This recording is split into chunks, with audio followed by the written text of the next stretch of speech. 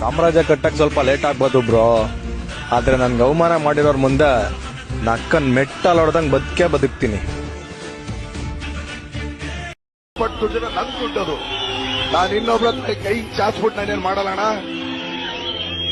ಆ ದೇವ್ರು ನಿಮ್ಮನ್ನ ಬೆಳೆಸ್ಬೇಕು ಅಂತ ನಿರ್ಧಾರ ಮಾಡಿದ್ರೆ ನಿಮ್ಮಿಂದ ನಿಮ್ ಪ್ರೀತಿನ, ಸ್ನೇಹನ, ಸಂಬಂಧಗಳನ್ನ ದೂರ ಮಾಡ್ತಾನಂತೆ. ಅಲ್ಲಿಂದನೇ ಆರಂಭ. ಸಾಧನೆ ಇಲ್ಲದೆ ಗೆಲುವೇ ಇಲ್ಲ, ಸಾಧಿಸಿದವನಿಗೆ ಸಾವೇ ಇಲ್ಲ, ಸಾಗರ ವಿದ್ಯೆಗೆ ಕೊನೆಯೇ ಇಲ್ಲ, ಸಾಧಕರನ್ನು ಮರೆಯೋದಿಲ್ಲ, ಕನಸ ಕಾಣೋ